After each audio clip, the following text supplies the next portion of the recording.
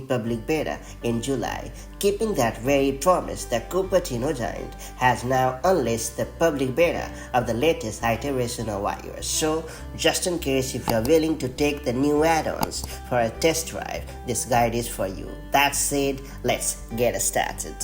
First and foremost, make sure your iPhone has at least 50% battery and is connected to a strong Wi-Fi network.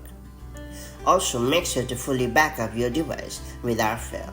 It will not only help you keep all your data safe, but also allow you to downgrade to iOS 16 if you ever want to go back. Just connect your iPhone to your Mac or Windows PC, then open Finder or iTunes. Then select your device and hit the Backup Now button and allow the device to back up securely. After you have backed up your device, go to the Settings app on your iPhone or iPad. Now tap on General in the Settings menu. After that, tap on Software Update. Next, tap on Beta Updates and choose iOS 17 Public Beta. After that, tap on the back button at the top left corner of the screen. Next, wait for a few seconds to allow the iOS 17 Public Beta to appear.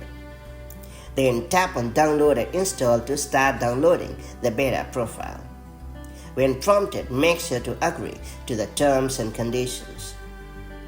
After that, wait for some time until iOS 17 beta has been downloaded successfully.